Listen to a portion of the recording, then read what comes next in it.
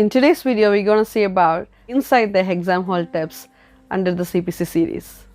This is Surya Johnson, your medical coding guide.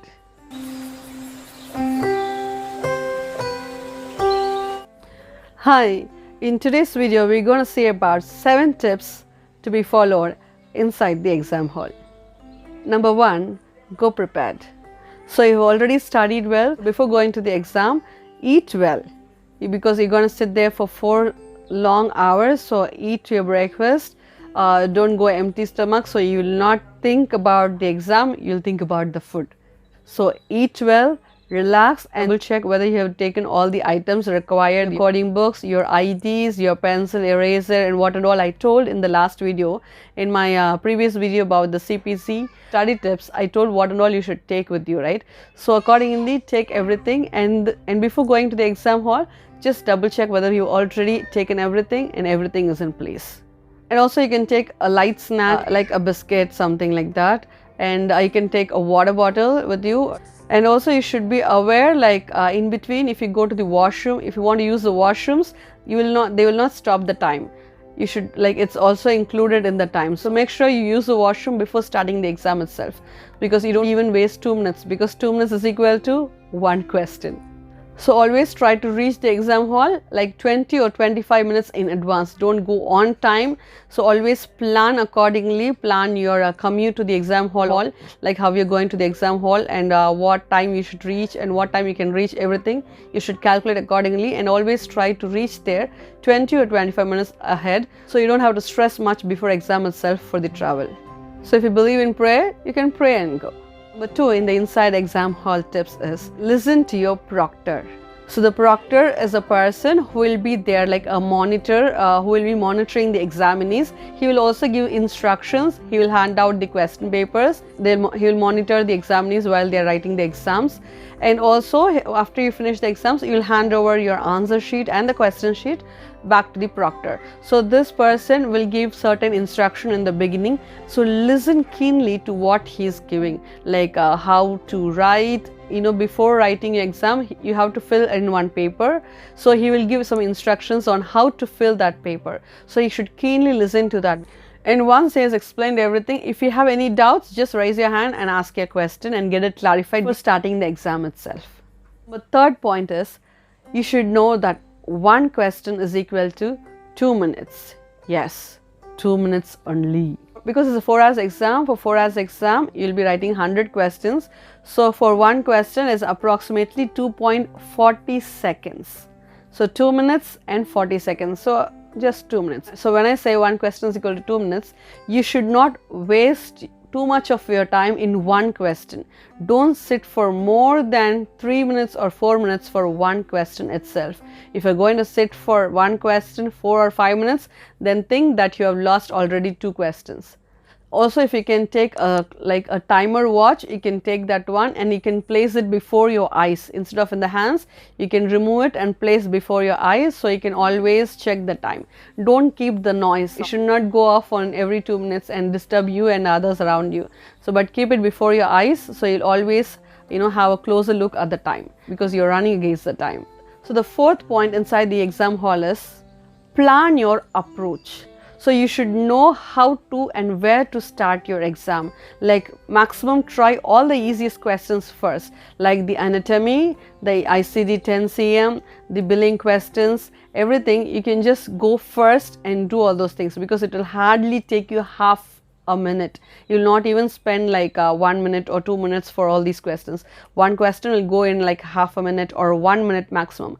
Also, I am telling you to go into this anatomy, this billing and modifier questions first, because if you don't know the answer also, after you get into the CPT coding and the ICD coding, whenever you see any picture related to that, definitely you will just have the click. Oh, this one question came there. So you can just relate it to that. Relate and answer that question also. So always read through the anatomy questions and ICD and all the simplest questions, which will like reduce your time and which will ease your pressure.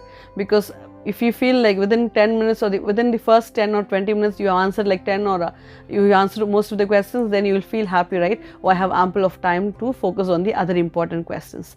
So please focus on the easiest question, whichever is easy to you. Maybe some people who are already working in the ICD-10 CM, ICD-10 CM will be easy for you, so go for that. Some people who are working specifically in radiology team, then radiology course will be easy for you, so go for it. And in this approach, you should always read the question. What do I mean? Like there will be a big OP report or OT report, whatever it is, and before reading the entire thing, you just go down and read the actual question. There will be a like 1-line or 2-line questions in between. So first go and read that, because what will happen, you will be like reading the entire question, that big 2 or 3 paragraphs, like you'll be reading, understanding everything, and then when you come to that actual question, maybe they are asking only for ICD.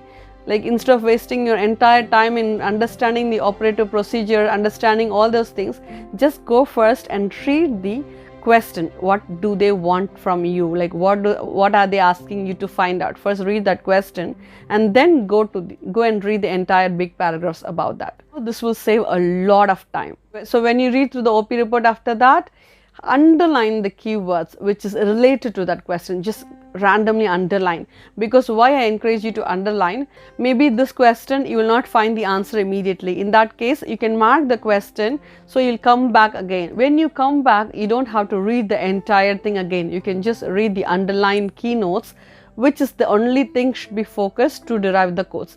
Also, if you found the answer, like you located the CPT or ICD, before going directly in marking the sheet, just see whether there are any extra notes below that diagnosis or the procedure, or anything bigger note or smaller paragraphs in the same page of the procedure or the ICD, because these things might give some extra clarification, so you can avoid choosing the wrong answer.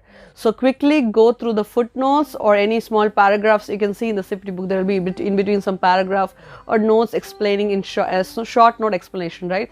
You can just go and check, just have a look. Even if you find out like you read the 4 lines and it's of no use, it's okay, you tried. Also, there are so many people who have told me like they got into the right answer, but they cannot decide. No, don't waste your time in deciding. Decide quickly, because time flies away. So decide quickly and don't get stuck in one question or one answer. If you feel like you're going beyond 3 minutes, just mark it out and just go to the next question. And also don't second guess. Don't like go again and again, see the same options again and again. Like once you see and close an option, you should have seen that option very clearly and you should have ruled out that option very confidently. Don't go back to the same question, same answer again and again, and don't waste time. And if you find any question is very tough, skip the question. You can go for the last, or if you have time, you can come back for that. But don't skip all the questions because it's tough. The very toughest questions, kindly skip. But make sure to answer all the questions. Don't ever miss any questions. Don't leave any question unanswered. Even if you don't have time at the last minute, just mark randomly some B, C, A, whatever it is, because there are high chances of at least getting one answer right instead of leaving it blank, because a blank answer has 0 chance of getting mark. But something marked has 1 in 4 chances, right? So don't miss that 4 chance. So this is how you should plan your approach in the exam hall. So the 5th point to be followed inside the exam hall is narrow down your answers. There are so many ways you can narrow down the answers. If you know the CPT code range and the ICD alphabetic range, you can definitely narrow down many of the answers. And if you know the sequencing guidelines, based on that, you can narrow down so many answers. If you've already learned about the exclude notes, include notes, you can narrow down the ICD answers based on that. If you focus on the keynotes or the footnotes or some notes inside the same page or behind the page, you can definitely narrow down the answers quickly. And if you found like 2 codes similar in 2 options, always go and look for that code description or the ICD description, because you can easily narrow down that option. So in narrowing down the options, you should have that much focus so you can easily eliminate 2 answers. So eliminating the options quickly should be your goal. Number 6th point to be followed inside the exam hall is read quickly. Should not be a slow reader inside the exam hall. So when I say quickly, you should also read quickly and you should understand. So you should practice more in reading. You can like read the CPT book itself when preparing for the exam. Just roughly read the CPT book descriptions. Try to read fastly. You know, that reading fastly will help you in the exam hall, because you should read the questions fastly. You should not take 2 or 4 minutes to read the question itself. You should understand the question under a minute. Don't like drag your time to understand the question and then you have to spend time to search for the answers. So practice reading quickly, because quick reading means less time wasted. Also, when you're reading, you should not forget the question. In one of my previous points, I told first read the questions, right? Some people, what they do, they read the question and then halfway reading the OT or the OP report, what they do is they forget the question. First understand the question and don't forget the question. You know, clearly understand the question, and then when you read the report, you can easily find the words. If you forget the question itself, if you're reading 2 or 3 times, you will not understand, right? So don't waste the precious time in these small things. So read quickly and underline the key points and don't forget the question halfway.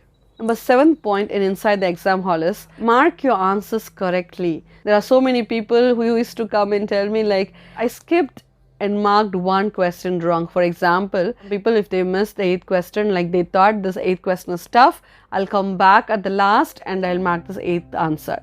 But what they did is they forgot, they missed that line, because this is a chart sheet, so you have to like highlight the box. And if they missed the 8th one, you should always like keep a dot or something, or you can have a ruler to cover the questions that you have already completed.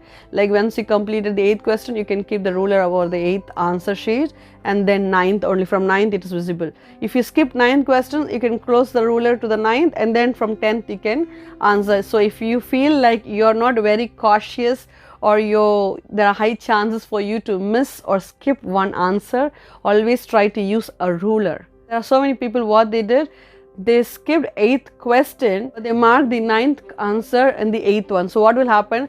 From the 9th question, all the answers will go from 8th. So for the 9th, they marked 8th, for 10th, they marked 9th, for 11th, they marked 10th. So just think, they chose all the answers correctly from the question book, but they marked it all wrong. So what this will happen? Obviously, they will fail. So always focus. Because in the exam hall, most of the focus will be on the question book and on all the 3 books, and you will lose focus on the marking sheet. So don't lose focus on the marking sheet. Mark your answers correctly. So before marking, double check the question number. Are you marking the 9th question correctly? Are you marking the 10th question correctly? So always double check for everything. So if you skip one question, you should also skip the same question in the answer sheet. Remember that one. And this is the way you should shade properly. Just a tick or half shade, it's not like accepted. You should shade completely. So this is how you should mark your answer correctly. So that's it. These are 7 tips that will be useful inside the exam hall. Once you have completed, you can hand over the answer sheet to the proctor. So if you have finished the entire question, just go back and roughly check whether you have skipped any questions unanswered. You can quickly answer everything and make sure you have answered all the 100 questions. Don't ever miss a question. A blank unanswered question is definitely a 0. At least something answered has an option, as I already told. So don't leave anything blank.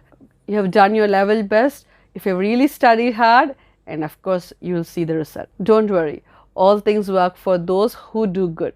If you really did good in your studies before coming to the exam, you really performed well, of course you will really achieve. I hope that inside this exam hall tips is very much useful to you. If you found this to be useful and encouraging, please hit the like button. It will really mean a lot to me. And if you have any doubts, put it in the comment section below, so I'll try to answer every comments maximum. And if you're new to this channel, please subscribe and hit the notification icon so you'll not miss any of my videos and tips. This is Surya Johnson, your medical coding guide.